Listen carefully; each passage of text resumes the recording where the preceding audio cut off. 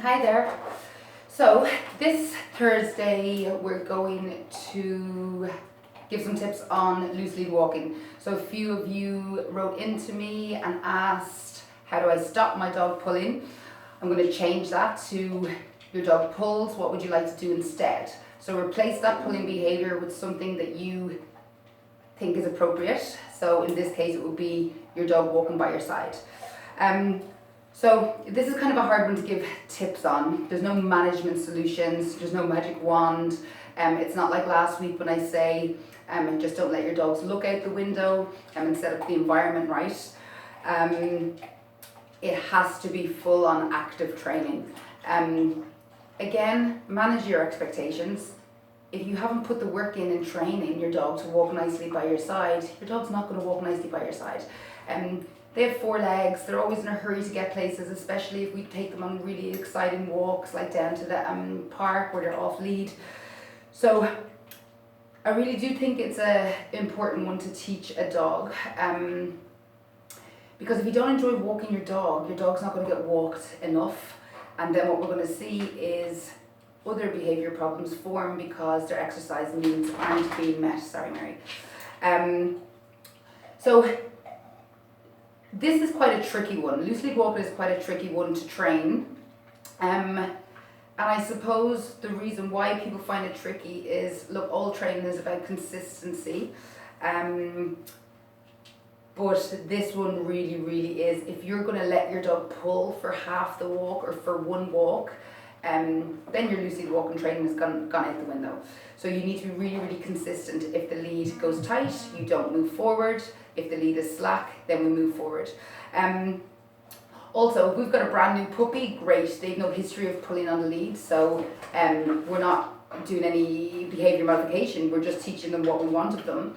But if we have a dog that has 5 years of reinforcement history for pulling on the lead, so 5 years of actually pulling and getting the reinforcement of moving forward, that's going to be harder to change. When we talk about reinforcements there, think about it. When people think reinforcement nowadays, they kind of just think treats. Oh, we're feeding the dog treats for everything. But remember, reinforcement is whatever is reinforcing to the dog at the time. So if your dog's pulling on the lead, and they're pulling this direction, the reinforcement for them is moving in that direction. So if this lead is really tight and you're walking in that direction, you might as well be shoving hot dog in your dog's mouth every step of the way. So the reason why, if your dog has been pulling on the lead for years, you've just indirectly trained it. You've provided the reinforcement, taking a step in the direction that the dog's pulling every walk. So that's why the behaviour is really strong. So look, I just need to cut down. There's loads that goes involved in loose lead walking, so I'm just going to give you some brief tips that could help you. But I really do think get a trainer on board if you really want to get loose lead walking down, because you'll enjoy your walks with your dog so much more. I might need to take that squeak off him. Don't do the squeak fast. Okay, so first thing is, if your dog is a puller already, change the equipment. So if you're walking him on just his collar, you want to change it anyway, because if your dog is pulling, it's all the tension's put here, so it's going to be harming them also. But if you're walking him on a harness, most harnesses that you buy have the connection here. So how you'll be more successful is to have a brand new harness, brand new picture for your dog. So can you stay with us? What I like is the front connection harnesses. So you attach the harness here at the front. A lot of dogs have no history with what that means, and I can start a behaviour like it was fresh. Second tip is your own handling skills. So a lot of times we're training the dog, a lot of times we're training the dog to cross over us. So whatever side your dog is walking on, oh boy, you want to be holding the lead in the opposite hand. So if my dog is on this side of me, I'm going to hold the lead in this hand, which means this hand is free to dispense reinforcement and to guide my dog in the direction that I want to go in. Then you want to actually, the third tip is you've got to train it. You've got to train it in low distraction environments. So don't be trying to train your dog loosely walking while you're out on a walk. It's not going to work. Just like every behavior, you need to train it in a really low distraction environment first.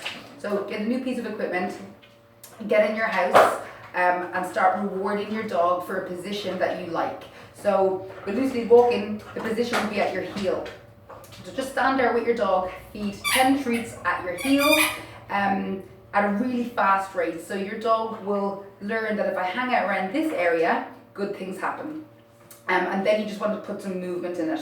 So take a step forward, drop a treat at your heel. While your dog has the head down eating, take another step, drop a treat at your heel.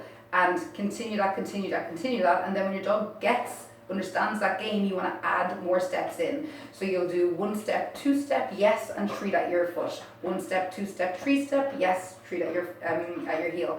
And then increase it 1 step at a time. So you can see there's no quick fix. It's not a fast process loosely walking training. Also, I will be doing it out the back garden, out the front garden, and then you're just adding it into your walks. Management wise, you don't want to let the dog practice the behavior, so you don't want to practice the behavior of pulling forward. So when I'm doing loosely walking, I like to have my hand held at my core. Reason being is, if your dog yanks forward, you're going to yank back. That's not helping anyone. Husky. That's not helping anyone. So if you have it kind of locked to your body, if that lead pulls forward, you're just going to stop, call your dog, once they look back at you, mark yes, feed again at your heel so they're in position to start moving again. So there's a lot of back and forth, but that's how you're going to change the behavior. But make sure you do tons of work on this in your house, out your back garden, before you take that new piece of equipment out into the real world. So if you're still walking your dogs and letting them pull, put on the old piece of equipment, and be practicing with the new piece of equipment at home, and then as the dog gets better at that, start bringing that new piece of equipment out and about, but only when you are constantly training. Once that goes tight, your dog isn't moving forward, call their name, put them back in the position you want, treat at your heel, and start building up your steps again. So you get nowhere fast. Don't be saying you're going to meet someone down in the cafe for a cup of coffee, because it might take you forever to get down there. So it's stopping, starting. Yeah, that's pretty much it. Practice. There's probably a reason why a lot of dogs pull on the lead, is because people don't put enough work into loose lead walking training. Also, don't be fooled by these pieces of equipment, no pull harnesses. All these pieces of equipment, yes, they can help you. And just like, for the reasons that I said, as in it brings a brand new picture, but even any of those that are marketed as no pull harnesses, your dog is going to build it up, and then they're just going to pull from a different direction. So everything needs training. There is no quick fix to any behavior. And loosely walking, it's really it's fun to train. It's just something else to train your dog. Engagement. Loosely walking is all about engagement. And remember, walks shouldn't be independent. It shouldn't be your dog walking and you on the phone. You need to be interacting a lot. So anytime that your dog is paying you any attention, looking back and finding your face, mark yes, feed in position at your heel. That will end up being the place that your dog knows good things happen when I'm in this area. When I'm out here forward, away from mom or dad, nothing happens. In fact, I just get stopped in the movement, and then I get redirected back to this area here. So yes, I hope that helps. But again, this one, loosely walking, it's hard to just give you a quick Thursday tip session on it. It is really, it'll probably be the best money you spend if you get a trainer on board to help and to show you through all the games of loosely walking, to make it fun for you and for your dog, so you'll be really successful with it. But yeah, we'll see you next Thursday.